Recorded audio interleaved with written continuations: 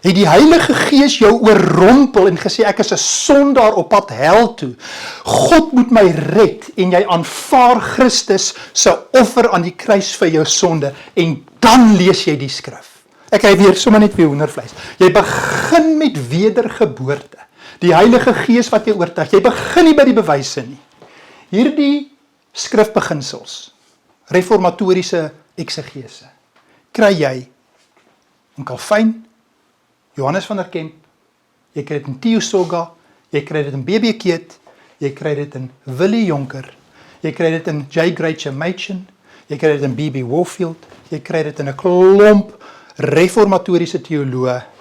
God openbaar homself aan jou, dit begin by God, bekering, die Bybel is die woord van God, die Heilige Gees wat dit in jou bewerk. As Adam en Eva nie werklik historiese persone was wat God geskep het nie, as daar nie 'n historiese sondeval was nie, waarvan praat Jesus dan? As 'n eerste eeuse Jood wat mooi sedelesse vir ons kan gee en uitgereik na die gemarginaliseerdes en sopkombuise en sosiale geregtigheid, maar het nie gesterf vir jou sonde nie. Jy is nog verlore in jou sonde. As jy Genesis 1 tot 3 verloor jy die hele evangelie. Die gesag van die skrif is gedekonstrueer en elkeen maar skep sy eie teologie vandag. Jou eie teologie, jou eie narratief, jou eie verhaal. En daar is nie meer absolute kernwaarhede wat teruggaan tot in die vroeë kerk en in die skrif nie. Hoe het ons hierby gekom dat ons dit nou het? Die Queering the Prophet konferensie wat in Stellenbosch was. Hoe het ons hier gekom? Ons kon nie hier gekom het sonder dit nie. Ons het dit nou al gesê nou. Die historiese kritiek het eers die gesag van die skrif gedekonstrueer. Ons kan nie meer die gesag van die skrif glo nie. En tussen hakies vergeet van al hierdie ouens, want hulle gaan al hierdie maggoeders die mekaar krap. Hulle gaan hulle slaai die mekaar krap. Here, ons dankie vir Jesus Christus. Dankie vir die voorreg om 'n klompie teologiese studente te kan probeer bemoedig, bystaan wat deur groot uitdagings gaan tydens hulle studies. Here, en ons wil vra as dit U wil is dat daar iets in hierdie boodskap mag wees wat studente wat oorweldig is deur die liberale teologie, deur die historiese kritiek, deur die postkoloniale teologie, deur die queer teologie, deur al hierdie nuwe teologieë gekonfronteer word. Here, as dit U wil is, wil U vir studente onderskeiding gee en hulle verstand verhelder deur die Heilige Gees. Here, sal U my woorde asseblief gebruik. Gee vir my die regte woorde om studente na Christus te wys en U woord. Dankie Here dat U op pad is. Dankie Here Jesus dat ons U gaan sien soos U werklik is. Dankie Here dat U die weg en die waarheid en die lewe is. Dat daar geen ander weg na die Vader is nie. Dankie Here dat ons voor U kan verneder, dat ons kan kom kniel by die kruis by Golgotha, waar daar genade is, waar daar redding is. Ons bid dit in die wonderlike naam van ons Here Jesus Christus. Amen. Dis 'n voorreg om 'n paar teologiestudente hier te hê en ek het gedink dat dit ook vir ander studente iets kan beteken om bietjie vir julle te probeer een lesing gee, of kom ons noem dit net 'n praatjie van wat is die groot uitdagings wat julle die volgende klompie jare mee gekonfronteer gaan word by 'n sekulêre staatsuniversiteit in Suid-Afrika. Ek self het daardeur gegaan van 2001 tot 2006. So dis nou net mooi 20 jaar gelede wat ek klaar gemaak het by 'n staatsuniversiteit. En dit is my voorreg om vriende te wees met 'n klompie teologiestudente van verskillende universiteite en ook colleges in Suid-Afrika, en hier's 'n paar studente hier, maar ons hulle is hier, maar ons het 'n vertrouensvriendskap met mekaar. Ek het ook vir hulle gesê, ons gaan nie op sosiale media nou sê dat ons nou hulle wil wys nie, want die Here het hulle natuurlik geroep en dat hulle het 'n passie ook om eendag die woord van die Here te bring. So daar kan ander studente wees vir wie dit ook iets miskien kan beteken. Nou, wat ek gedink het om te doen, hierdie is die tweede uitgawe van my boekie opgestaan. En ek wil tog net wys vir ander studente dalk ook, die eerste uitgawe het in 2011 verskyn, en dit is die eerste uitgawe. Die nuwe uitgawe het 3 nuwe hoofstukke wat jy glad nie in hierdie een gaan kry nie, en ons het ook 'n klompie dinge bietjie aangepas, soos wat dinge verander het. Daar sekere professore se name in hierdie boek, wat nie in hierdie boek is nie, wat ons uitgehaal het, kompromieë wat begin inkom het ongelukkig ook, dis deel van die hele ding. In hierdie boek het ons ook baie meer in van J. Gracia Machen, van Prof. Willie Jonker van Stellenbosch, ouens wat terugskouend kon ons van hulle werk gaan lees en sien hoe belangrik dit is om julle te kan help en bemoedig. Laaste 2 hoofstukke praat ook oor hoe kan jy vandag getrou wees aan die Here Jesus in die akademie, waar ons weer baie gaan tap het by Prof. Willie Jonker, J. Gracia Machen, die belydenisskrifte, Calvin weer gaan kyk, Spurgeon, Francis Schaeffer wat onder ateïste gewerk het, wat ons 'n klomp van hulle werk gaan deurwerk het. So hopelik kan dit vir julle iets beteken. So wat ek wil doen is, ek wil uit hierdie boekie, net so 10 bladsye, gaan ek 'n oorsiggie vat waar ons die groot prentjie probeer gee, soos die groot sambreel van hoe moet dit wees? Hoe moet goeie Bybelse teologie lyk? Jy kan sê gereformeerde teologie. Ek hou van die woord Bybelse teologie. Ek dink die gereformeerde teologie is die naaste aan 'n Bybelse teologie, wat die hele Bybel van Genesis 1 vers 1 tot die einde van Openbaring op die mees verantwoordelike manier tot sy reg laat kom. Dis hoekom ek hou van die woord 'n Bybelse teologie. Sola scriptura. So hoe dit moet lyk, en van bladsy 9 af in opgestaan. Vir so 10 bladsytjies praat ons van hoe moet dit wees, hoe lyk die mooi kosbare erfenis wat ons het in Suid-Afrika, wat teruggaan na Nederland toe, en hoe het dinge skeef geloop, en daar gaan ons dan nou kyk na 'n paar van die bewegings, die historiese kritiek, die praktiese teologie, die ekumeniese teologie, en dan ook die genetief teologie, hoe hierdie 4 rigtings in die teologie, dink ek, die teologie gereismeer het van binne af, en uiteindelik sit ons met wat ons vandag het. 'n totale fragmentasie, die gesag van die skrif is gedekonstrueer, en elkeen maar skep sy eie teologie vandag. Jou eie teologie, jou eie narratief, jou eie verhaal, en daar is nie meer absolute kernwaarhede wat teruggaan tot in die vroeë kerk en in die skrif nie. Dis waar ons vandag is. So ek gaan probeer om net te begin eers te sê, hoe moet dit wees? 'n Pragtige, kosbare erfenis wat ons het, hoe dit, net vinnig hoe dit lyk, min of meer, en dan waarmee word studente vandag gekonfronteer. Nou goed, kom ons begin, ek maak die boekie sommer toe, maar mense kan nou van bladsy 9 af tot bladsy 20 in die boek opgestaan volg. Kom ons gaan net gou hier na 'n Bybelse teologie, 'n gereformeerde teologie. En ek wil tog vir my broeders en susters sê, in van die Pinksterkerke wat nie van Johannes Calvin hou nie, hou jou asem op as jy nie omgee nie. Ek het ook nie van Johannes Calvin gehou nie. Ek het ook 'n klomp dinge van hom gehoor, en ek het my PhD klaar gemaak, toe ontdek ek Johannes Calvin. Hy was nie volmaak nie, hy het foute gemaak, ek weet hy het. Maar in Johannes Calvin kry ons tot 'n groot mate 'n herontdekking van Augustinus, van Chrysostom in die vroeë kerk, van Irenaeus, die vroeë kerkvaders, die apostoliese geloofsbelydenis, die gesag van die skrif. Johannes Calvin word groot in die Rooms-Katolieke kerk, en hy kom tot bekering. Hy skryf in sy kommentare in die psalms, hoe dat daar 'n radikale verandering met hom gebeur het. Hy het tot bekering gekom. En merkwaardig hoe die Here hom gebruik het.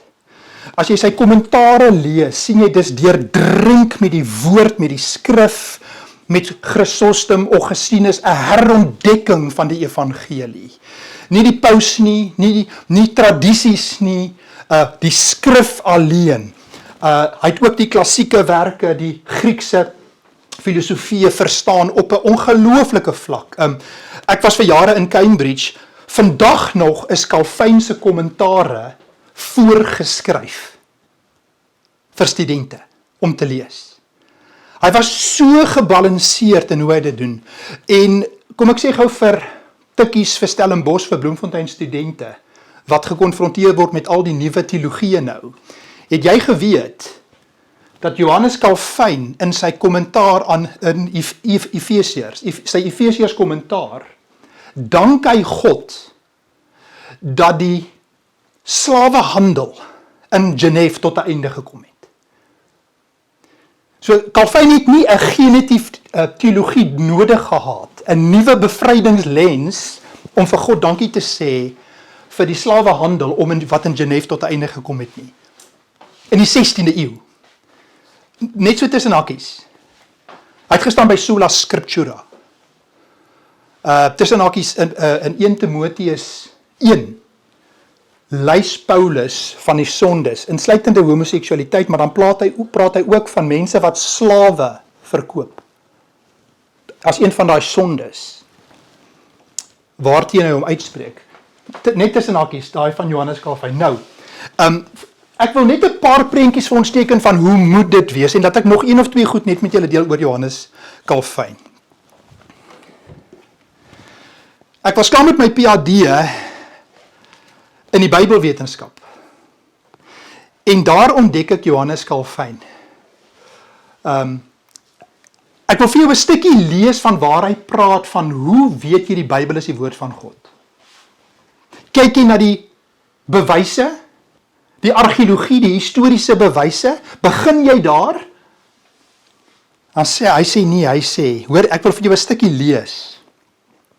Hy sê in hoofstuk 7 van boek 1, sê hy, by baie mense leef die verderflike dwaling, dat die skrif net soveel betekenis het, as wat aan hom deur die oordeel van die kerk toegestaan word. Kan ons sê 'n algemene synode, wat besluit hoe jy die skrif moet interpreteer. Die kerk wat besluit. Hoor wat sê Calvijn, hy sê, asof die ewige, onaantastbare waarheid van God op die oordeele van mense kan steun. Wat het Calvijn gesê? Hy het tot bekering gekom. Die Heilige Gees het hom oortuig van sonde. Hy sê hier vroeër, die mens is 'n fabriek van afgodsdiens. Dan sê hy hier, ons moet daaraan vashou, dat die leer, die evangelie, eers geloofwaardig is, as ons daarvan oortuig is, dat God die bewerker daarvan is. Vriende, waar begin ek en jy, as ons die Bybel lees? Ons het vroeër vir mekaar vertel, voor ons begin het, hoe dat God in meeste van ons lewens op een of ander stadium ingegryp het, dat dit by God begin het, nie by my nie, by God wat kom en ingryp in my lewe, en dis presies wat Calvijn sê, dit begin by God. Daarom sê hy, word die hoogste bewys, vriende, van die waarheid van die skrif gevind in God self. En nou sê hy, as jy twyfel, deur al die teorieë wat hulle vir jou gaan gee, en Calvijn het hulle geken, hoor, as jy gaan lees in van sy kommentaar, hy het hulle geken. Hy sê, as ons dan wil sorg, dat jou gewete nie gedurig deur twyfel heen en weer geslinger word nie. Moet die oortuiging dat die Bybel, die skrif, die woord van God is, gesoek word by wat? By wat? By die inwendige getuienis van die Heilige Gees. Vriende, Calvijn se institusies begin met God en die Heilige Gees. Het jy en ek tot bekering gekom? Het die Heilige Gees jou oorrompel en gesê, ek is 'n sondaar op pad hel toe. God moet my red, en jy aanvaar Christus se offer aan die kruis vir jou sonde, en dan lees jy die skrif. Ek kry weer sommer net weer hoendervleis. Jy begin met wedergeboorte. Die Heilige Gees wat jou oortuig. Jy begin nie by die bewyse nie. Jy begin nie by die apologetiek nie. Jy begin by God wat jou red, en die skrif wat die woord van God is, en jy weet dit in die eerste plek, omdat die Heilige Gees dit aan jou geopenbaar het. En dan gaan hy dadelik aan en sê, dit is nie 'n subjektiewe ervaring nie. Die Heilige Gees is nie 'n subjektiewe ervaring van jou emosies nie, dit is 'n seker wete. Nou, kom ons sê sommer dan daar, sommer dadelik by. Wat is die sekerheid van daai geloof? Ek wil dit vir jou lees. Julle tokkelokke gaan dit moet doen vir julle waarskynlik later jare in die belydenis skrifte. Wat sê die Heidelbergse katekismus? Vraag en antwoord 1. Ek gaan dit sommer gou hier lees. Dit pas nou mooi hierin. Wat is jou enigste troos in lewe en in sterwe? Dat ek met liggaam en siel, in lewe en in sterwe, nie aan myself behoort nie, maar aan my getroue verlosser, Jesus Christus. Hy het met sy kosbare bloed vir al my sondes ten volle betaal en my van alle heerskappy van die duiwel verlos. Hy bewaar my op so 'n wyse dat daar nie 'n haar van my kop sal val sonder my Vader in die hemel wat daarvan weet nie. Alles moet inderdaad tot my saligheid dien. Daarom verseker hy my ook deur die Heilige Gees van die ewige lewe en maak my van harte gewillig en bereid om voortaan vir hom te lewe. God. Dit begin by God. Dit kry jy alles in Johannes Calvijn. Nou goed. Ek het nou 'n klompie dinge oor hom gesê, oor Calvijn en hoe jy begin met God. Nou kom Calvijn by apologetiek, bewyse. Dan sê hy, daar's baie bewyse. Maar jy kan nie en wil dit nie glo nie. Hoekom nie? Want jy's 'n rebel. Jy wil nie glo jy's in sonde gebore en ontvang nie. So die Heilige Gees moet jou oortuig van sonde en dan kom wedergeboorte. En nou sê hy, as jy dit eers aanvaar het, klaar aanvaar het, dit het nou klaar met jou gebeur, dan sê hy, die bewyse wat nie die geloof kon wek nie, word dan bruikbare hulpmiddels, wat jou geloof kan versterk. En dan gaan hy in 'n hele rits oor Moses en oor profeseë wat vervul is en van Jesus se wonderwerke en dan noem hy 'n klomp van hulle en so kan ons in elke generasie gaan ons ook nou apologetiek hê en sê hier's nou interessante nuwe opgrawings gewees en nuwe dinge wat dit bemoedig. Maar die bewyse wek nie die geloof in die eerste plek nie.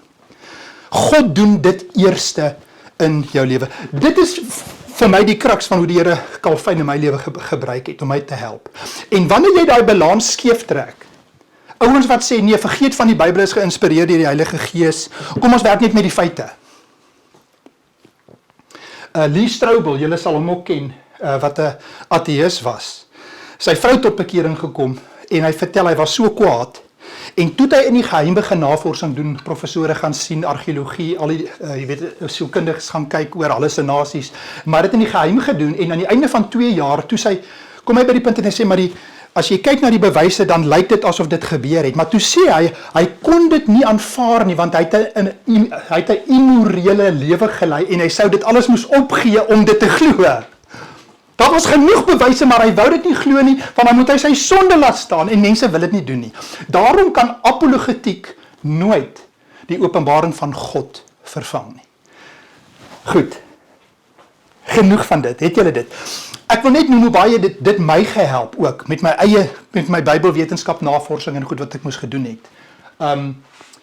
Jy kyk na die tekste, teoloë wat met mekaar verskil, kommentare en jy sukkel om die regte een te kry en die teorieë wat nie ophou nie en die voetnotas. En uiteindelik het hierdie berusting vir my gebring van God wat hom openbaar. En dat daar 'n tipe van 'n kinderlike geloof is wat nie irrasioneel is nie. Dit het gebeur. Dit is God se openbaring in tyd en ruimte.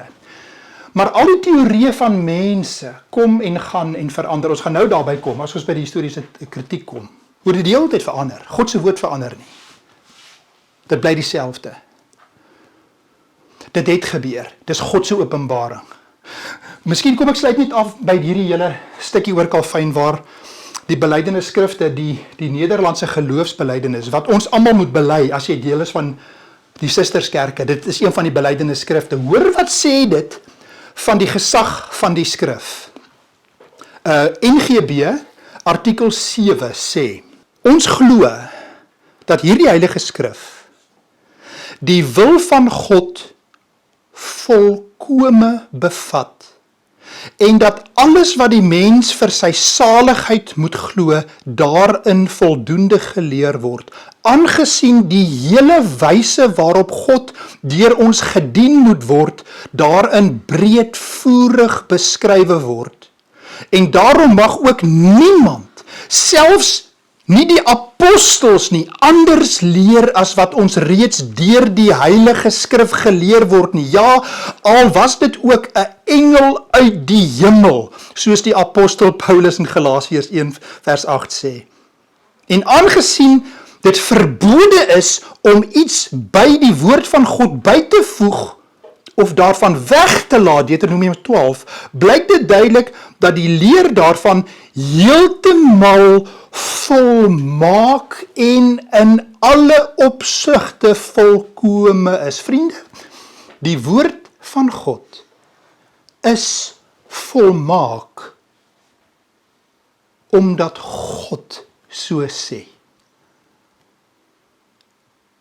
Is daar goed wat ons nie verstaan nie? Natuurlik is daar goed wat ons nie verstaan. Gaan ons dit toelaat om ons geloof in die volkome, betroubare woord van God te laat vaar? Nee. Ons gaan parkeer daai paar vrae wat ons het by die voet van die kruis en weet die Here sal vir ons uiteindelik 'n goeie antwoord gee. Maar kan julle sien hoe dit vervleg met jou bekering? Met God wat jou gered het.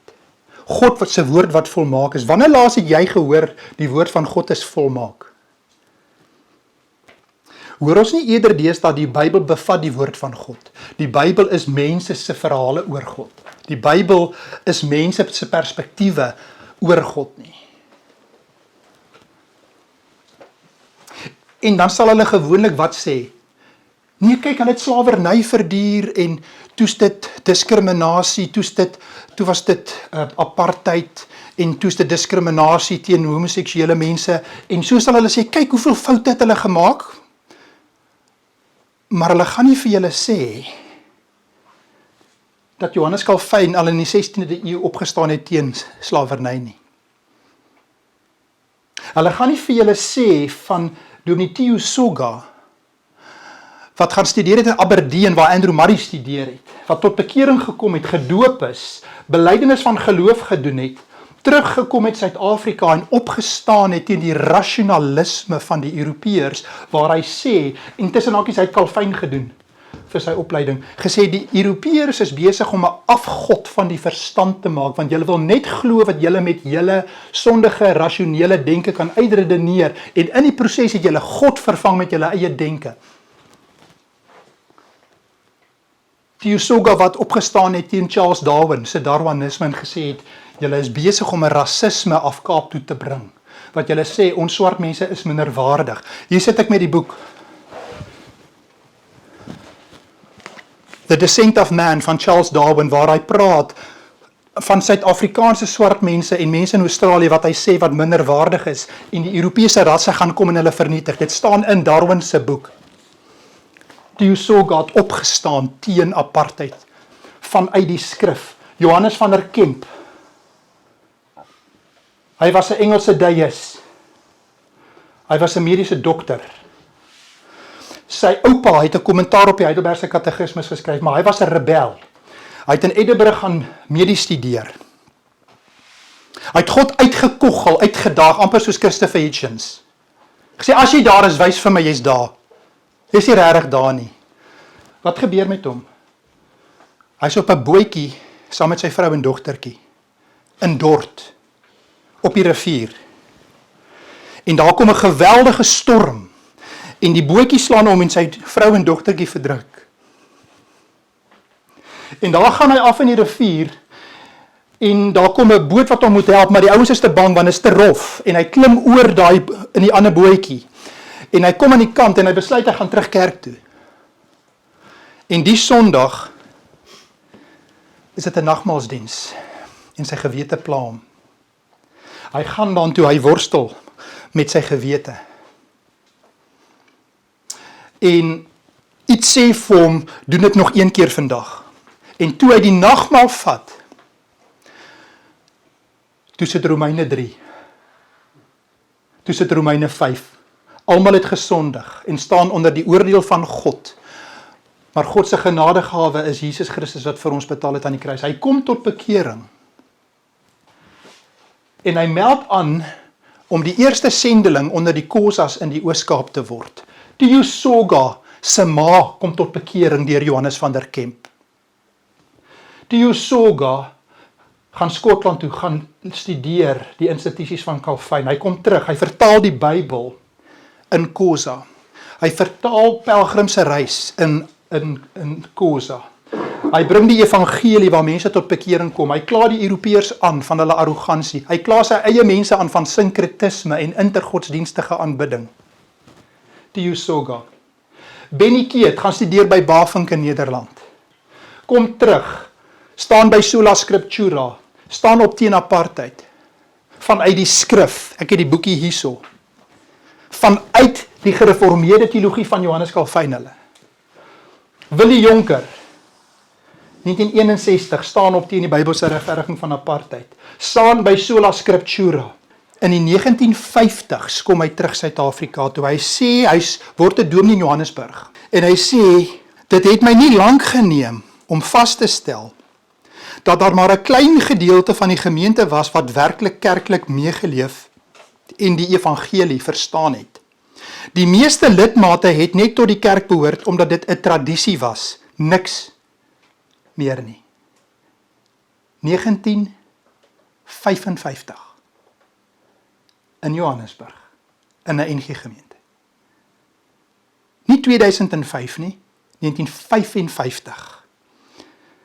En hy praat toe van Kuyper en Herman Bavink hulle in Nederland, van die gevare van die liberale teologie wat hy ook daar gaan studeer het in Nederland. En hy sê hulle het gepraat van 'n volkskerk in Nederland as 'n tuglose massakerk. Geen persoonlike verantwoordelikheid daarvoor nie. 'n tuglose massakerk, 'n organisasie waartoe mense kragtens tradisie behoort, sonder dat hulle werklik verstaan waaroor dit in die kerk gaan. So 'n kerk is 'n verwording van wat die kerk bedoel is om te wees. 'n Gemeenskap van mense wat weet wat hulle glo en uit oortuiging as Christene in die wêreld wil leef. Dit het my diep in die hart gegryp.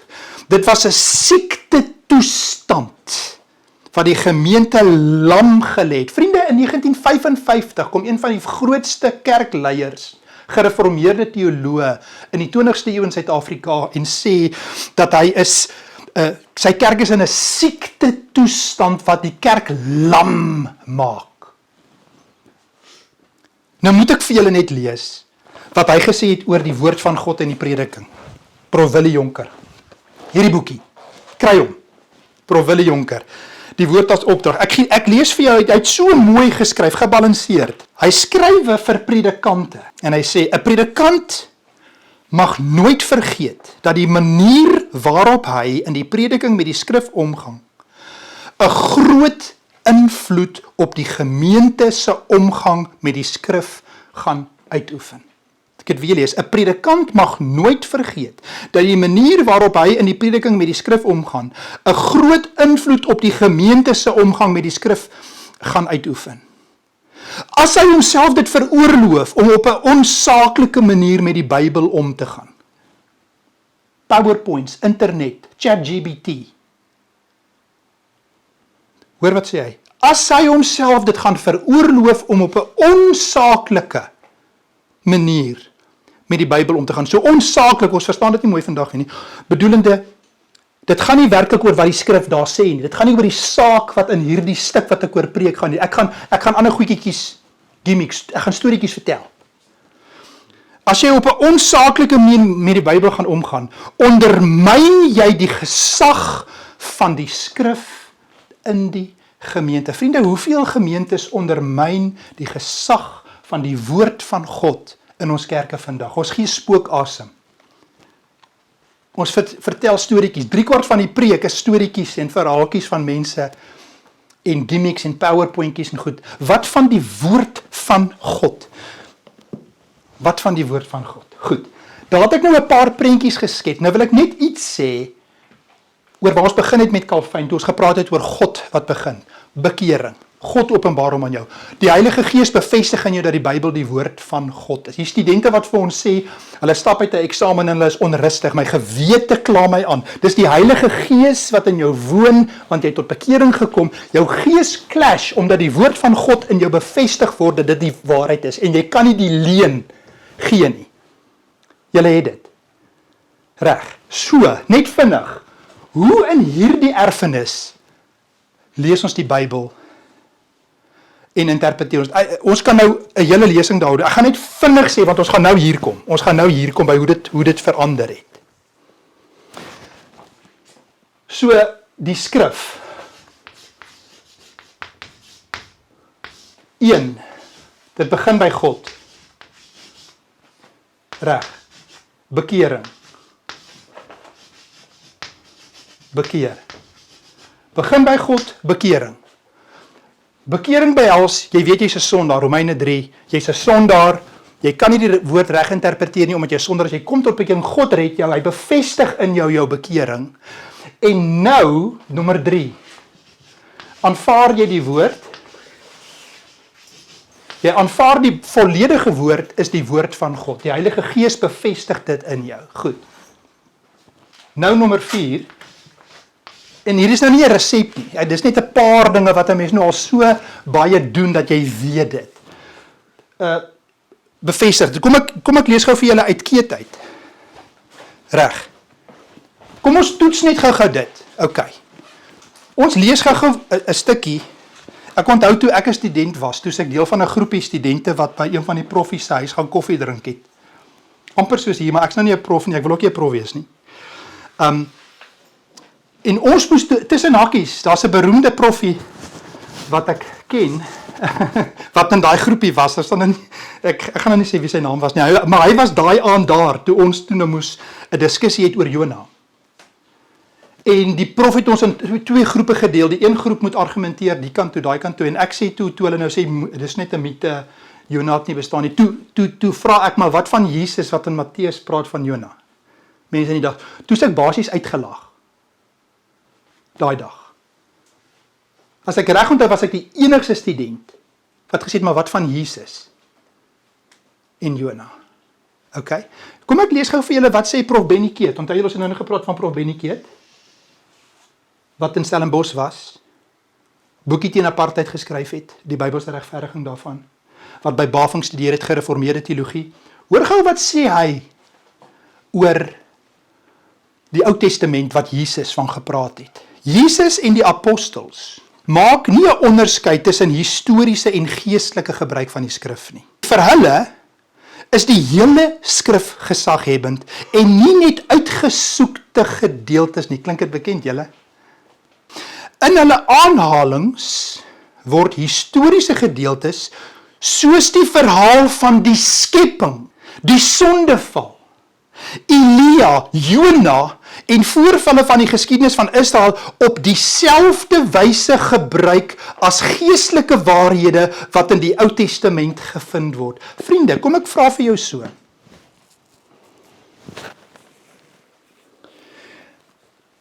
Wie vertrou jy? As dit kom by die skepping. Vertrou jy jou professor? Vir wie jy nou 'n taak moet ingee oor skepingsmites, of vertrou jy vir Christus? As jy môre sou sterf,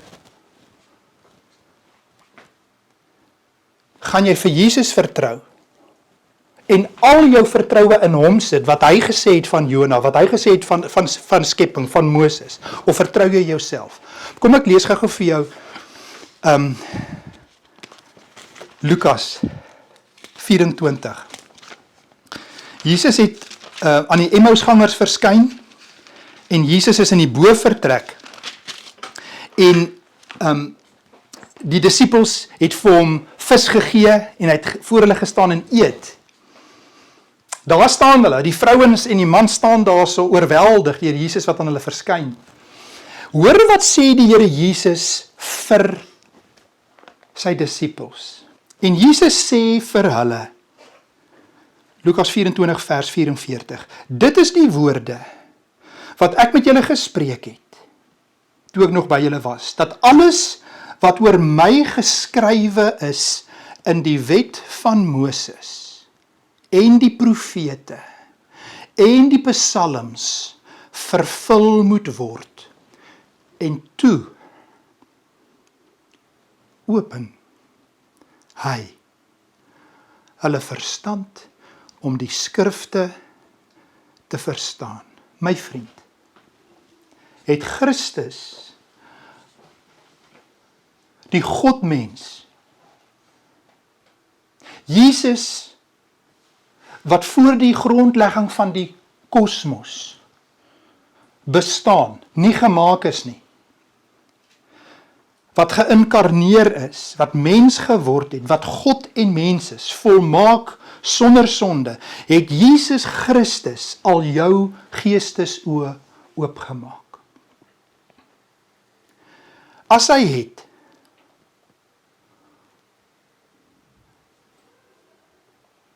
beteken dit nie dat al jou vrae geantwoord sal word nie. Ek het ook 'n lysie vrae wat ek vir die Here Jesus gaan vra eendag.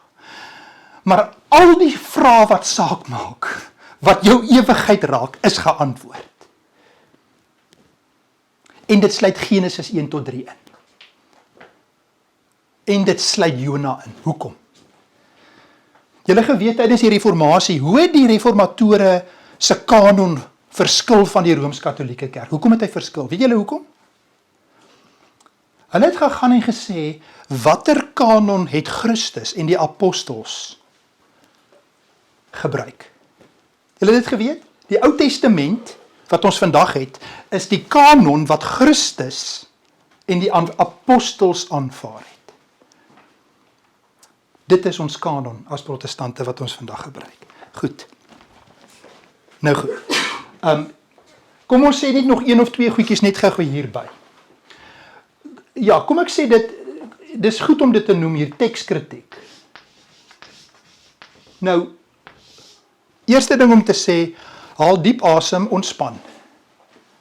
Daar's konservatiewe teoloë wat tekskritiek doen. Tekskritiek is nie historiese kritiek nie, hoor kritiek nie, okay.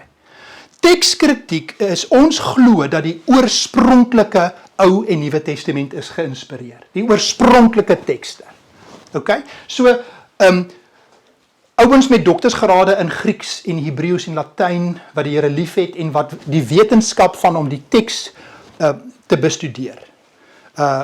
Ons glo die oorspronklikes is geïnspireer deur die Heilige Gees. En wat wonderlik is ons kan meer as 99,9% kry uit al die manuskripte wat ons het. En as ons dit alles sou verloor het, kan jy dit alles rekonstrueer deur die kerkvaders, in hulle direkte aanhalings wat hulle het uit die tekste. So, as daar 'n paar klein teksvariante is, nie een van dit raak die evangelie nie een van dit raak die groot waarhede van die skrif nie. So daar is mense wat hierin werk, wat ons kan hulle bona fides aanvaar. Die oorspronklike, ons sê die autografas is geïnspireer. Dan, dat ek net nog 1 of 2 goed hier sê, baie belangrik, ons gaan dit nou hier sien. Hier is alles opgebreek. Meeste van dit gaan terug aan die Duitse verligtingsdenke, die Duitse teologie. Skrif met skrif verklaar. Ongelooflik belangrik. Jy gaan Ou Testament doen en hulle zoom in op hierdie stukkie teks. En jy los al die ander goed uit. Jy mag dit glad nie, jy mag ook nooit 'n skripsie doen waar jy 'n Ou Testament teks en 'n Nuwe Testament teks saam doen nie. Jy mag dit nie doen nie. Alles is opgedeel. So, nadat ek my PhD klaar gemaak het, is daar 'n klomp goed wat ek moes ontleer. Regtig. Net my Bybel. As ek Genesis lees, weet julle hoeveel keer word Genesis 1 tot 3 aangehaal in die Nuwe Testament? Die sondeval. Ons lees die skrif met skrif verklaar. So, as jy, dis soos sirkels, hoe dit alles in mekaar inpas. Jy kan dit nie uit mekaar uithaal nie. En dit is deel van die geweld wat die kritiese teologie aan die Bybel gedoen het. Dat die Bybel gaan opbreek. in fragmente. Een van ons profees het gesê, die Bybel is die gekonkel van mense, wat in die Ou Testamentiese wetenskap was daar is die boek. Hulle leer jou om alles gespesialiseer te doen, op te breek in stukkies. En dan het meeste studente 'n krisis, waardeur hulle gaan. As Adam en Eva nie werklik historiese persone was wat God geskep het nie, as daar nie 'n historiese sondeval was nie, waarvan praat Jesus dan? As 'n eerste eeuse Jood wat mooi sedelesse vir ons kan gee en uitgereik na die gemarginaliseerdes en sopkombuise en sosiale geregtigheid, maar het nie gesterf vir jou sonde nie. Jy is nog verlore in jou sonde. As jy Genesis 1 tot 3 verloor jy die hele evangelie. Ek het 'n boek hier al vir van die studente voorgeskrywe, Douglas Kelly, Creation and Change. Kry daai boek. Hier het ek 'n boek oor die Genesis verhale en die mitologie waar hulle kyk na die Babyloniese skepingsmiete. Ja, kom ek sê dit sommer gou hier waar ons nou praat van skrif met skrif. Benny Keet, dis miskien goed dat ek dit gou vir julle wys. Hier is sy PhD. Hier is prof Benny Keet se PhD by Herman Bavinck. En raai waaroor het hy sy PhD gedoen? Die historiese kritiek. Wat julle in Ou Testament, Bybelwetenskap geleer word. Vormkritiek, redaksiekritiek, die historiese kritiek, die skepingsmites, die sogenaamde Jahwis, Elohis, die priesterlike tekste, hierdie bronne, wat saamgevoeg is deur 'n redaktor.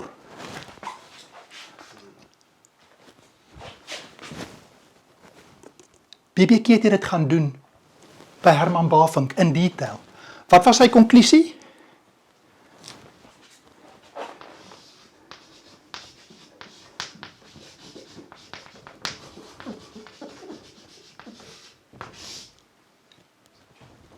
Subjektivisme. As jy die historiese kritiek koop, dan sit jy met subjektivisme. Julle geweet, die Jahwis, een van die teobronne, selfs die kritiese teoloë vandag glo nie meer in die Jahwis nie, maar nou moet hulle landboeke oorskryf. En hulle gaan ook nie vir julle sê dat daai teorieë intussen wel klaar weer verander het nie. In Douglas Kelly se boek is daar 'n paar verwysings na teoloë wat in die 60er, 70er jare al die bronhipotese weer lê het, maar hulle gaan dit nie vir jou voorskryf nie. Jy gaan dit maar vir selfstudie moet doen. Ons het dit gedoen tussen hakies. Ons het vir selfstudie. Hier is ons voorgeskrewe werk. Hier aan die kante. Machen. Ek het Machen se boek oor die maagdelike geboorte. Daai boek was fenomenaal vir my. In my eerste jaar het ek onthou ek was by 'n groot gemeente in Pretoria. Ek het daar gaan sit met Machen se boek oor die maagdelike geboorte. En ek het gesien hoe hy die mitologie bespreek in detail en hoe hy alles vergelyk en die skrif en Jesaja 77 die maagd wat sal 'n kind sal kry en hoe Jesus in Matteus en Lukas. Hy het dit so goed gedoen dat selfs Bultmann het vir hom geluk gewens die manier hoe hy dit gedoen het. Maar Machen was nooit vir ons voorgeskryf nie. Nooit nie.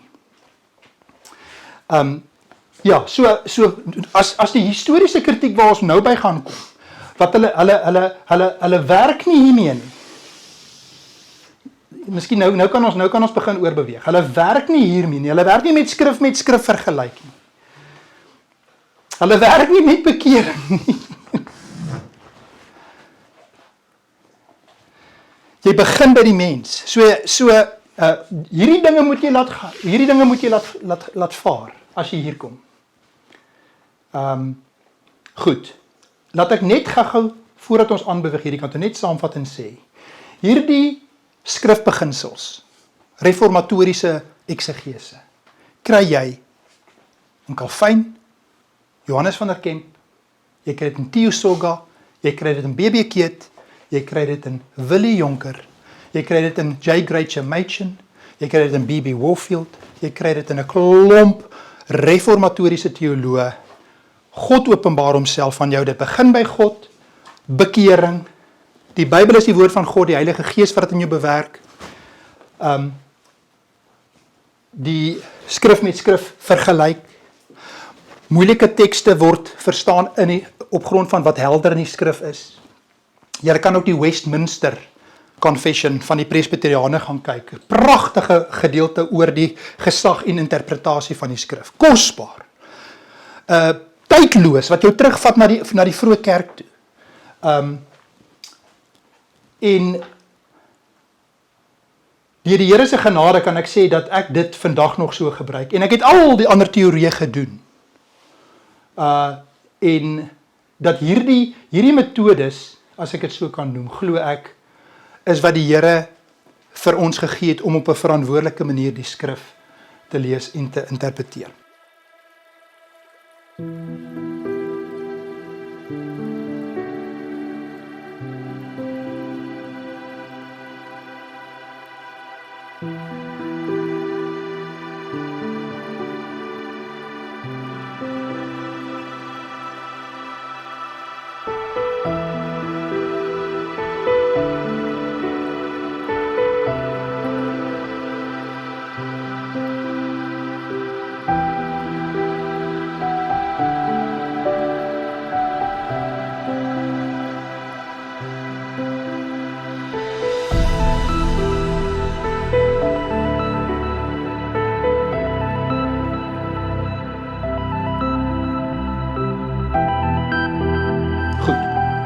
Kom ons gaan as julle in my boekie kyk, gee ek 'n kort oorsiggie van 4 bewegings wat 'n groot impak gehad het op dat ons hierdie erfenis verloor het.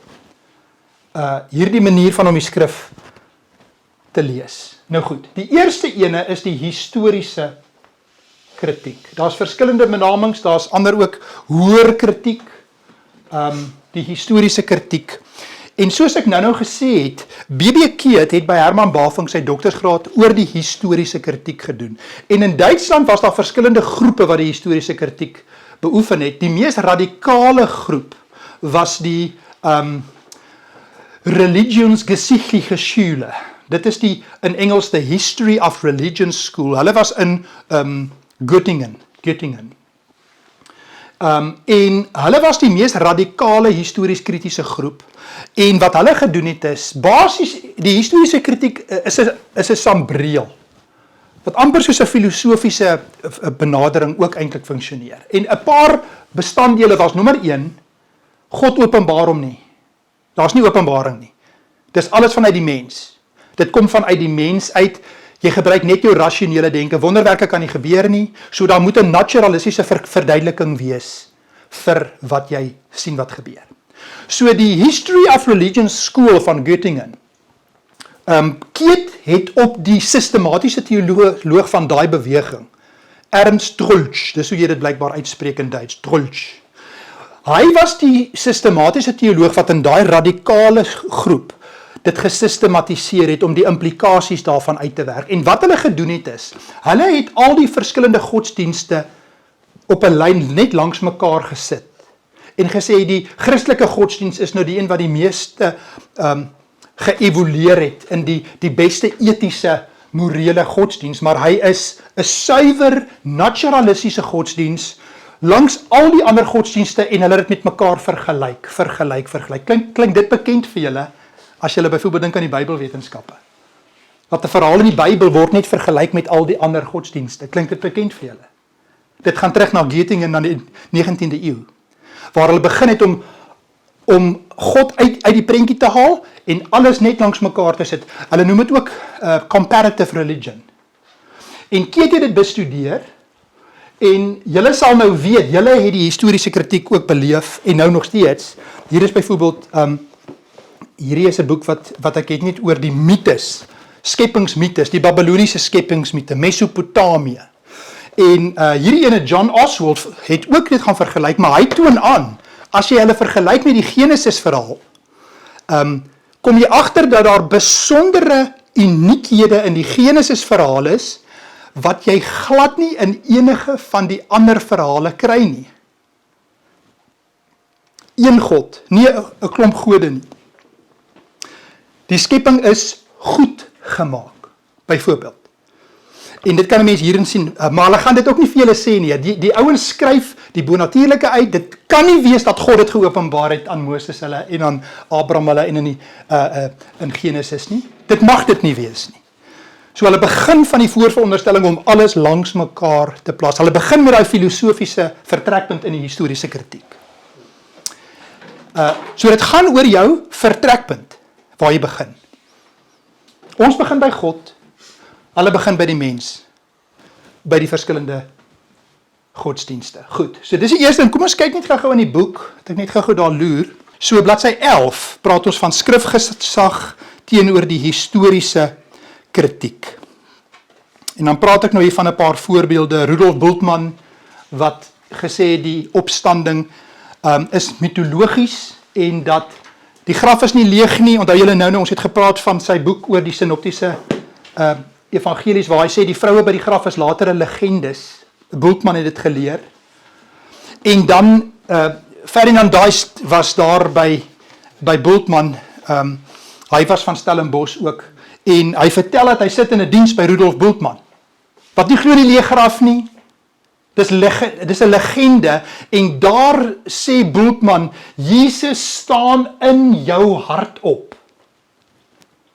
En dan verduidelik een van my ander professors dit so. Dit is soos NP van Wyk Lou, wat dood is, en jy lees sy boek, en soos wat jy dit lees, word hy weer vir jou lewendig. Maar hy is dood. Okay. Bultmann het 'n groot impak in Suid-Afrika gehad, in ons tyd. Ons moes deur dit gaan. En dit is 'n illustrasie. En dan natuurlik, julle sal ook in die Ou Testament, Prof. Ferdinand Deist het 'n groot rol gespeel, van die voorste profies, Prof. Louis Jonker, en 'n paar ander ouens wat ook baie kontroversiële dinge oor die opstanding gesê het, oor die Bybel. Daar's 'n boek oor die Bybel wat hulle geskryf het. Dit is nie die woord van God nie, dit word die woord van God. Ons kan lank daaroor praat, maar dan het ek ook hier die ander voorbeeld van Dr. Ben de Tooy. Ek het al sy boeke ook hierso. Ben de Tooy, wat 'n student van Willie Jonker was, maar wat uiteindelik die historiese kritiek gebruik om die maagtelike geboorte te ontken, die wonders van Jesus, en uiteindelik het hy 'n paustheus geword. Daar was 'n lang dispuut in die kerk daaroor gewees. Hy was in senior poste by die Algemene Sinode. Die historiese kritiek het 'n radikale impak gehad. Nou, een ding wat baie belangrik is oor die historiese kritiek. Ek dink, sonder die historiese kritiek sou hierdie dinge ook nie regtig gebeur het nie. Die volgende bewegings. Nou, hoekom sê ek dit?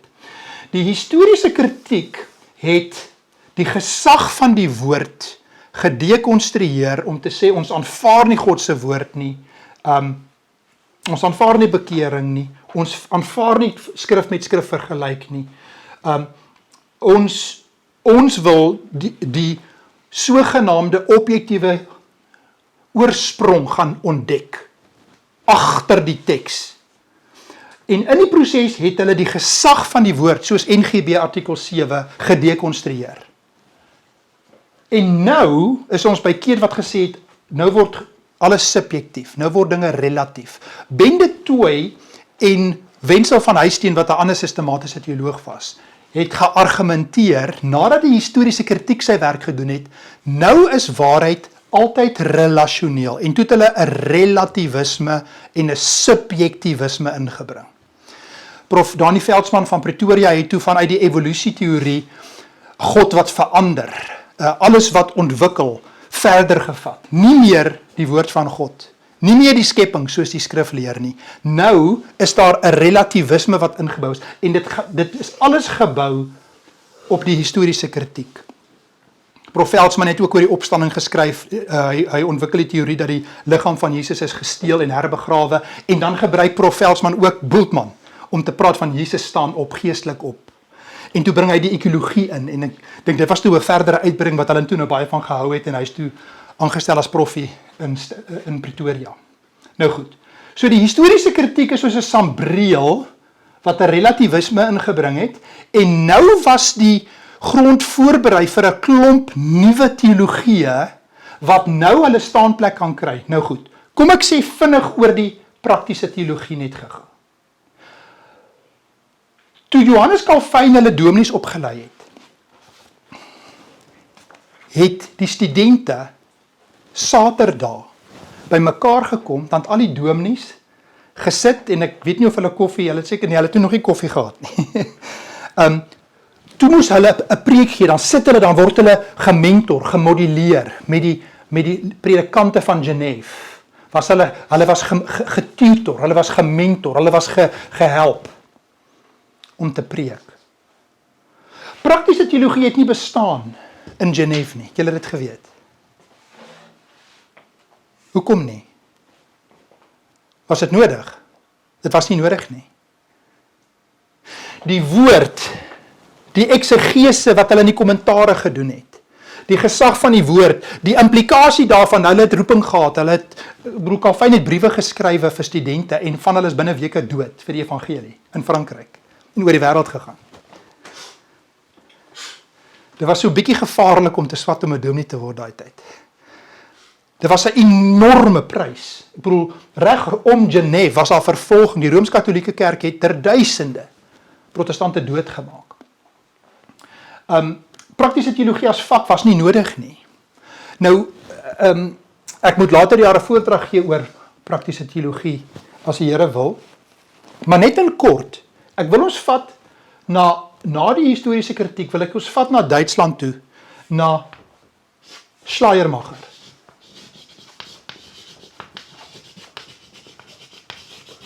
Julle moes al die naam gehoor het, Schleiermacher. Friedrich Schleiermacher kom uit 'n pietistiese huis. Die pietisme was ook 'n reaksie op die rationalisme, die liberale teologie, die pietisme, maar daar was alreeds 'n verbrokkeling by die pietiste. Die pietiste, kan jy ook dink aan as ouens wat sê, nee, ek hou nie van die akademie nie, nee, ek hou van my belewenis met die Here en ervaring met die Here. Ek hou nie van die teologie nie.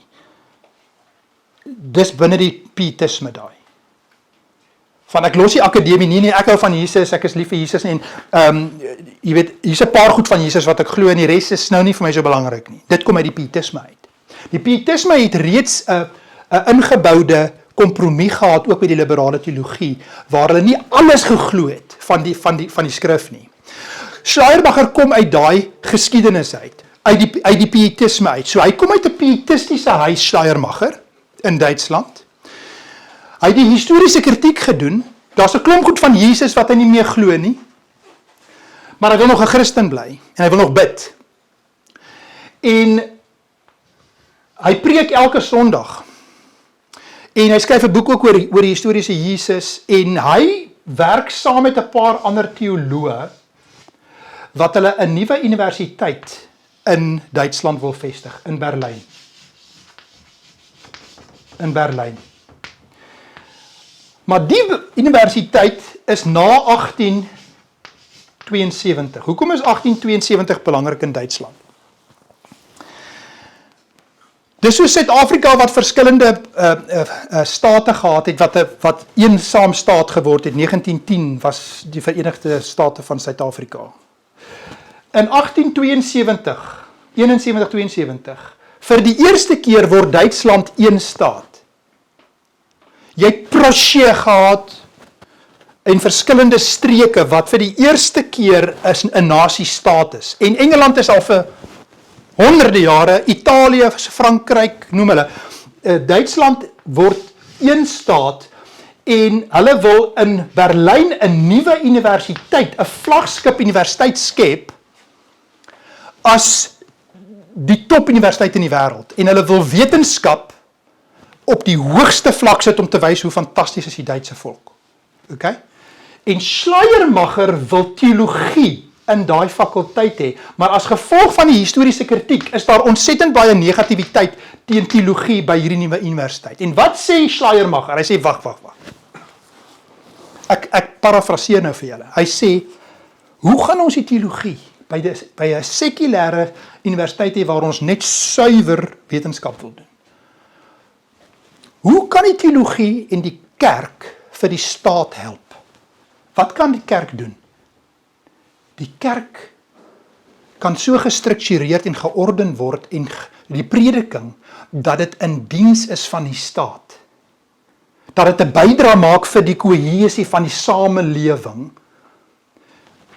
Of Jesus nou God is en of Jesus regtig uit die graf opgestaan het en die Bybelwetenskappe en die kerkgeskiedenis, dit is nie so belangrik nie. Praktiese teologie, hoe kan dit in Duitsland, die Duitse nasie, iets gee wat ons gaan help om hierdie eenheid te bewerkstellig. Julle verstaan wat ek vir julle probeer verduidelik. Okay, so wat toe gebeur is, Schleiermacher word die vader van die praktiese teologie en die liberale teologie.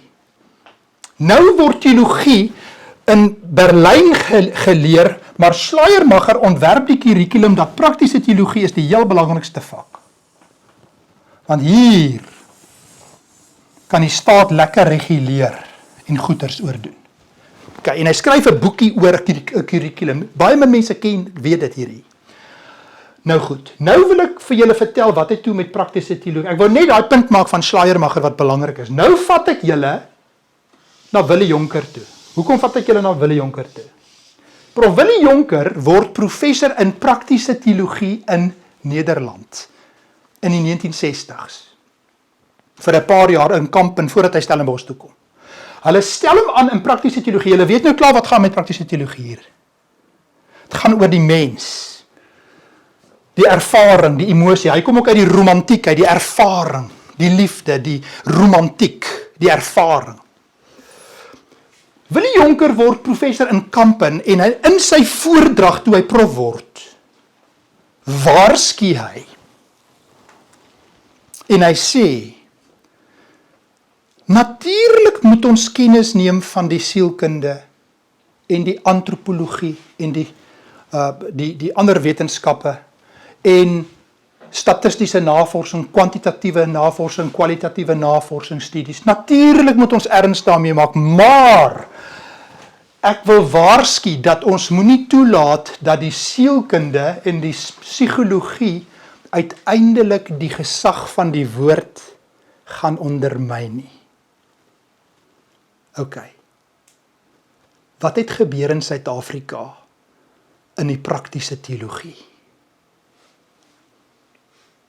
Kan dit wees dat die sielkunde, die mens, die gesag en die autoriteit van die woord begin bedreig het? Gaan kyk bietjie na die skripsies in praktiese teologie. Die mens, tegnieke vir jeugbediening, pastoraat, baie goeie geldige navorsingsstukke, maar wat het die sielkunde en die psigologie begin doen daar?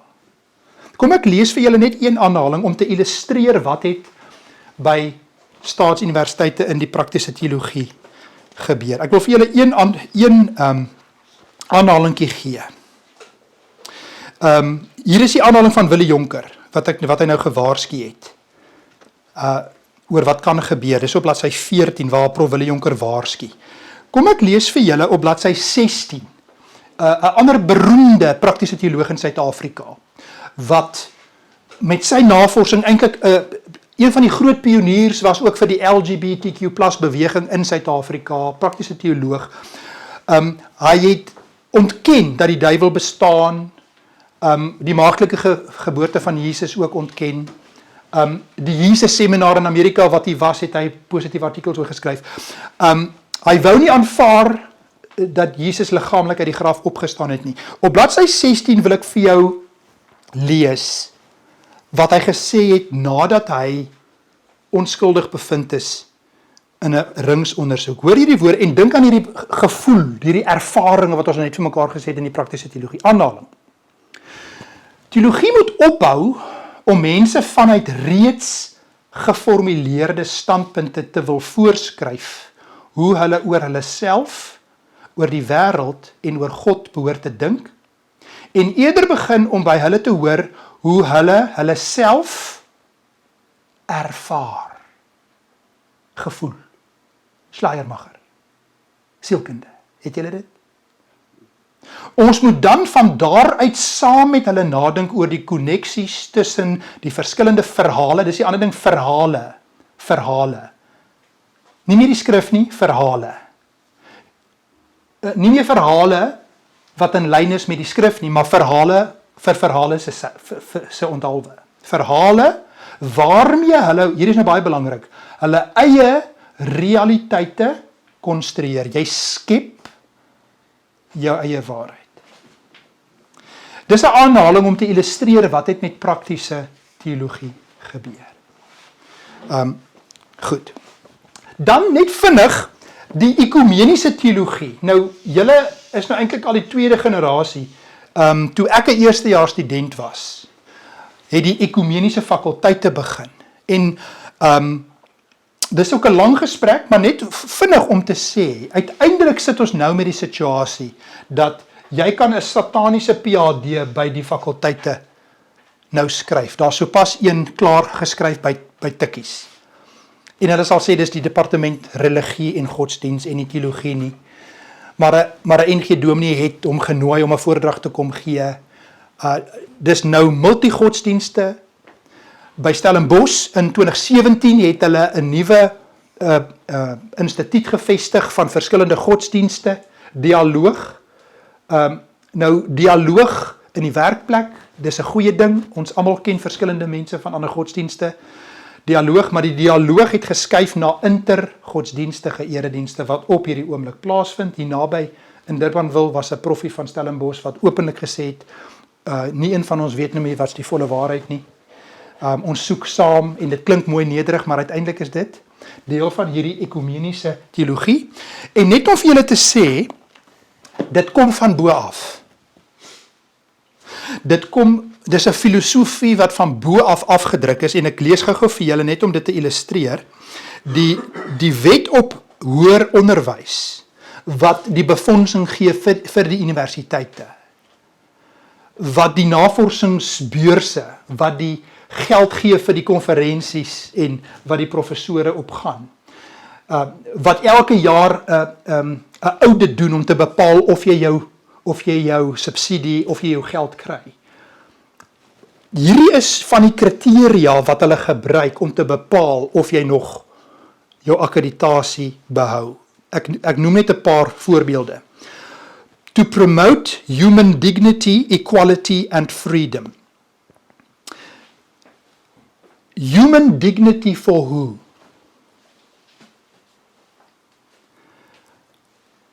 Ek sê vir van my vriende nou die dag, is dit nie merkwaardig dat die mees gemarginaliseerde, brose persone op hierdie planeet, wat die meeste beskerming nodig het, word vermoor in Suid-Afrika sedert 1996. Ongebore babiekies, wat die mees gemarginaliseer is, word vermoor in Suid-Afrika. En tussen hakies, daai wet het eers na 94 ingekom. Human dignity as 'n filosofiese ideologie. Equality, freedom, volgende ene, freedom of religion, belief and opinion. Natuurlik, in die werkplek waar ons almal is, maar as ons predikante oplei, wat sê die Here Jesus in Johannes 14 vers 6, ek is die weg en die waarheid en die lewe. Niemand kom na die Vader toe behalwe deur my nie. Jy mag dit nie sê, as dit gaan oor freedom of religion, freedom of speech, dan tolerance of ideas and appreciation of diversity. So hierdie is van bo af, afgeforceer van bo af. En dit het, as julle nou mooi kyk, na die ekumeniese teologie. En dit het verword in dat daar nou, nasionaal, in kerke, ander godsdienste is wat saam bid. Dis aanbeveel deur die Algemene Sinode van die NG Kerk, met die proffies van die fakulteite. Is dit net toevallig? Is dit net toevallig, dat die kriteria wat gebruik word vir jou befondsing en jou akkreditasie, skielik in die teologie, in die verslae, in neerslag vind? Is dit net toevallig? Dis 'n vraag wat jy vir jouself moet vra. Goed, dis so 'n stukkie oor die ekumeniese teologie, en laat ek net dadelik by sê, ek dink meeste van julle sal al kosbare verhale ken van mense wat tot bekering gekom het, met wie jy in liefde, dialoog, die evangelie deel op 'n liefdevolle, respekvolle manier, wat die Here Jesus red, en ons is tolerant, ons is respekvol teenoor mense van ander godsdienste, natuurlik doen ons dit, maar saam nagmaal vier, saam bid, wat sê die Here Jesus daarvan? En julle sien net daai onderskeid wat 'n mens daarvan wil maak. Tussen hakies, dat ek net voordat ons aangaan, dis vir my merkwaardig van my swart broers en susters in van die ander kerke wat ek hier ontmoet. Dis nie eers op die agenda vir hulle nie. Hulle kan dit nie glo as ek vir hulle vertel van hierdie wit kerke wat hierdie goeters doen nie. Hulle kan dit nie glo nie. Hulle glo die volle evangelie. En dan vertel ek vir hulle 'n bietjie van die agtergrond oor apartheid en hierdie manipulasie wat aangaan, dan sê hulle vir my, "Hi, we didn't know that." Dan is hulle jammer vir my dat ek hierdie verhale met hulle deel. Goed. Kom ons sluit af die laaste ene, die genetief teologie. Nou, ons het in ons eerste boek, die Keetboek, het ons 'n gedeelte ook gehad oor die opkoms van die queer beweging, en om dit te verstaan, moet julle die marxisme ook verstaan, want wat gebeur het is, die marxisme wat alles is 'n klassestryd, alles is magstrukture wat afgebreek moet word. En wat gebeur het is, dis veral populêr in Stellenbosch, waar hulle werk met intersectionality, julle moes al daarvan gehoor het, intersectionality, so, hulle werk met so 'n diagram, ek sal 'n fotootjie net opsit, met verskillende kleure, en in die heel middel staan daar mag. En dan is daar al hierdie stukkies wat uitgaan, as jy 'n blanke man is, dan is jy nou die naaste aan mag, en dan daar is dan nou 'n homoseksuele man, hy is die verste weg van mag, en dan praat hulle oor transgender mense, hoe verder, en as jy swart is, en jy het in Engels 'n disability, dan is jy nou die verste weg van mag ook. So wat hulle wil doen is, jy's geklassifiseer, of jy daarvan hou of nie, of dit jy is of nie, jy het nie 'n keuse nie, jy is geklassifiseer, volgens daai intersectionality.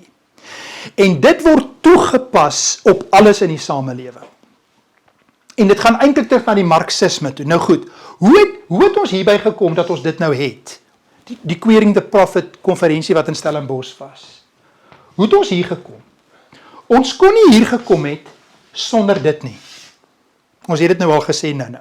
Die historiese kritiek het eers die gesag van die skrif gedekonstrueer, ons kan nie meer die gesag van die skrif glo nie, en tussen hakies vergeet van al hierdie ouens, want hulle gaan al hierdie maggoeders die mekaar krap, hulle slaai die mekaar, en dis hoekom hulle ook baie selektief na Calvin, en die ouens hulle sal partykeer na Calvin hulle verwys, maar net om te sê, ek het Calvin ook aangehaal.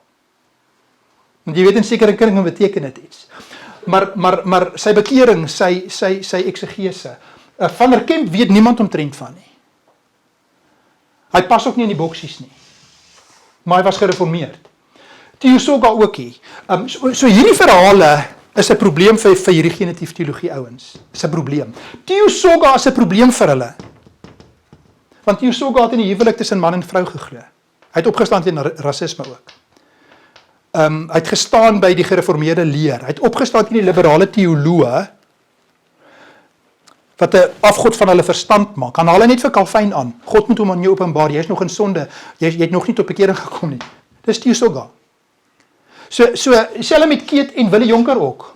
Een van die PhD's van een van die proffies het by Willie Jonker al haar aanhalings van Willie Jonker in hakkie siek. Elke keer as hy van hy gepraat het. Hoekom? Die marxisme. Alles is mag. En dit word gesien as diskriminasie teen vroue in die werk van Willie Jonker. Hoe het ons hier gekom by die genetief teologie? Willie Jonker het gewaarsku teen die genetief teologie. Maar ek wil beweer, om die genetief teologie in Suid-Afrika te verstaan, moet ons teruggaan na die historiese kritiek en hierdie artikel van professor Ferdinand Duist. Professor Duist was professor in Stellenbosch. Hy het die historiese kritiek gebruik en in hierdie artikel gepubliseer in 1994 gee hy 'n oorsig van die historiese kritiek en uiteindelik hoe die betroubaarheid en gesag van die woord van God gerelativeer was. Die historiese kritiek het gesoek vir 'n objektiewe bron, waarheid agter die tekste, en toe hulle daar kom, toe sien hulle alles is nou relatief en subjektief, en dit het die teelaarde geword vir die genetief teologie wat nou tans die mees prominente teologie by die fakulteite is. Postkoloniale teologie, queer teologie, die LGBTQ plus beweging, waar dit is 'n teologie van iets uit die Grieks. Die Griekse genitiewe, 'n teologie van bevryding, 'n teologie van revolusie. Queer, waar jy 'n lens opsit en die skrif deur daai nuwe sif plaas. En in hierdie artikel, dink ek is van kardinale belang vir teologie studente, waar Ferdinand Duist basies kronologies loop van die historiese kritiek en aantoon hoe dat daar 'n relativisme ingekom het en uiteindelik dan hierdie nuwe lense wat jy opsit. En ek wil tog vir julle 'n stukkie daarvan lees. Julle weet waar dit nou opgeëindig, die queer konferensie in Stellenbosch wat daar was. Jy kan letterlik enige lens nou op die Bybel projekteer met die genetief teologie. Die laaste bladsy van Duist is van kardinale belang. Hoor wat hy as opsomming gee, waar ons nou gekom het. Hoor hierdie woorde, hy praat van intertekstualiteit, kreatiewe lesersbetrokkenheid. Dit klink so mooi die woorde, dis nuwe woorde wat nou binne die genetief teologie funksioneer. Nou sê hy, in die nuwe uitleg sal die genetiese eienskappe van die Bybelse tekste duideliker herkenbaar wees. En nou sê hy, juis deur die veelkleurigheid van kerklike intertekste waarbinne die Bybelse tekste resoneer, kan die, en nou noem hy dit, hoor nou wat noem hy dit, hierdie genetief teologie nou. Hy noem dit die veelkleurige genade van God wat telkens in ander omstandighede in 'n ander gedaante vlees word. Vriende, wat is die teken van die LGBTQ+ beweging wêreldwyd? Die reënboog. Vriende, Willie Jonker het gewaarsku teen die opkoms van die genetief teologie. Kan ons nie sê dat die genetief teologie is 'n simbool en 'n teken van God se oordeel oor die teologiese opleiding in Suid-Afrika?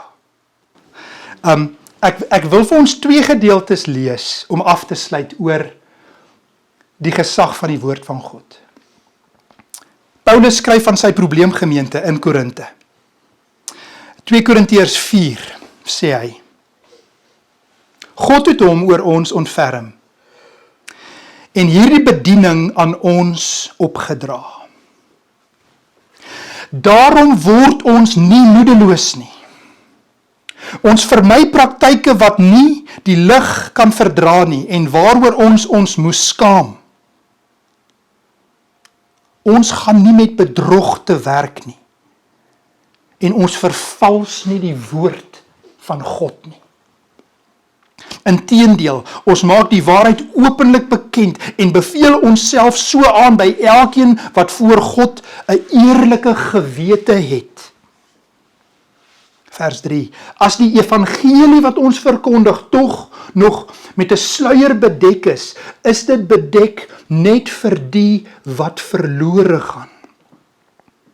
Hulle is die ongelowiges wie se verstand deur die God van hierdie wêreld verblind is, sodat hulle die lig van die evangelie nie kan sien nie. Dit is die evangelie van die heerlikheid van Christus, wat die beeld van God is. Ons verkondig nie onsself nie, maar Jesus Christus as Here, en onsself as julle slawe ter wille van Jesus.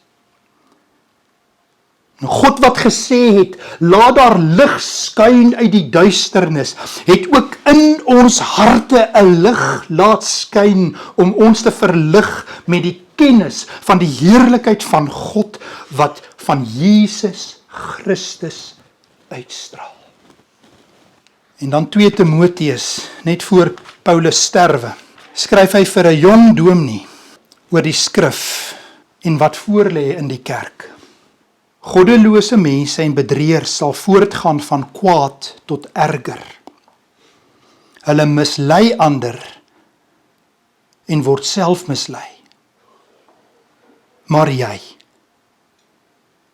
teologiestudent in Suid-Afrika in 2026, bly by wat jy geleer het en wat jy vasglo. Jy weet tog wie jou leermeesters was en jy ken van kleins af die Heilige Skrif. Dit kan jou die kennis bybring wat tot verlossing lei deur die geloof in Christus Jesus. Die hele Skrif is deur God geïnspireer en het groot waarde om in die waarheid te onderrig, om dwaling te bestry, om verkeerdhede reg te stel en 'n regte lewenswyse te kweek, sodat die man wat in diens van God staan, volkome voorberei en toegerus sal wees vir elke goeie werk. Ek beveel jou voor God en voor Christus Jesus, wat die lewendes en die dooies sal oordeel. Ek beveel jou met die oog op sy koms en sy koningskap. Verkondig die woord. Hou daarmee vol. Tydig en ontydig. Weerlê, bestraf, bemoedig, deur met alle geduld onderrig te gee. Want daar sal 'n tyd kom, wanneer die mense die gesonde leer nie meer sal verdra nie. Hulle sal hulle eie begeertes volg en vir hulle leermeesters bymekaar maak, wat net sal sê wat hulle graag wil hoor. Hulle sal die waarheid nie wil hoor nie en hulle tot verdigsels wend. Maar bly jy in alle omstandighede nugter. Verdra lyding. Doen jou werk as verkondiger van die evangelie. Voer al die pligte van jou bediening uit. Driemaal heilige God, Vader, Seun en Heilige Gees. U wat was en is en tot in alle ewigheid sal wees. U wat uit niks uit gespreek het en die kosmos was daar. U wat nie 'n begin en 'n einde het nie. U wat van alle ewigheid af driemaal heilig is. Geregtigheid, volmaak, genade en liefde, alles in harmonie volmaak. Ons buig voor u as sondaars. Fabrieke van afgodsdiens, wat rebelleer teen 'n heilige God. Ja, Here, ons weet dit gaan terug na Genesis, waar ons in sonde geval het, omdat ons self God wou wees. En dat ons God se oordeel en die hel verdien. Maar dankie, Here, dat u in u groot genade en liefde in Jesus Christus mens geword het. Die volmaakte lewe gelei het en aan die kruis die oordeel wat op ons is, dat Jesus Christus daardie oordeel op homself geneem het in ons plek. En dat ons nou die geregtigheid van Christus kan hê. En dat niks en niemand ons in alle ewigheid uit u hande kan ruk nie. Here, ons buig voor u. Ons skuld alles aan u. Here, U sê in U woord dat hy wat begeer om 'n woordbedienaar te wees, om 'n episkopos te wees, om 'n presbiteros, 'n geestelike leier wat die woord van God wil bring, iets lofwaardigs begeer, maar U sê in Jakobus dat daar 'n groter oordeel oor die kerkleiers voor God gaan wees op die oordeelsdag. En o Here, ons wil nie 'n oordeel oor onsself bring wanneer ons voor U gaan staan. Ons bid vir elke geroepe teologie student in Suid-Afrika wat op hierdie oomblik in 'n krisis is, wat uitgedaag word deur die wêreld en die filosofieë en die teorieë van mense wat kom en gaan, maar wat so aanloklik lyk. Here, ons roep na U vir 'n nuwe generasie predikers wat bereid sal wees om te sterwe vir Jesus Christus. Ons roep na U vir herlewing. Ons roep na U, Here, vir bekering. Here, bewaar ons van die gemeente van Laodicea, wat nie warm was of koud was nie, maar wat lou was. Bewaar ons daarvan, weerhou ons daarvan, van U oordeel waar U vir daai gemeente gesê het, omdat julle nie warm is nie en ook nie koud is nie, daarom gaan ek julle uit my mond uit spuug. En dan sê U, ek staan by die deur en ek klop, en dit was nie 'n bekeringsboodskap nie. Dit was 'n boodskap aan Laodicea se gemeente wat 'n kompromis met die wêreld wou maak. Here, ons bid vir studente reg oor hierdie land wat 'n kompromis wil maak ter wille van tradisie, ter wille van 'n erfenis, ter wille van status, wat ook al dit mag wees, dat U deur die Heilige Gees in hulle sal werk, dat hulle soos 'n Martin Luther sal staan, soos martelare deur die kerkgeskiedenis, en sal sê, hier staan ek kan nie anders nie. Here, dankie dat U ons gered het, dat ons onsself nie red nie. Dankie vir die onfeilbaarheid van U woord. Dankie dat die Heilige Gees dit bevestig. Dankie dat ons op U kan vertrou.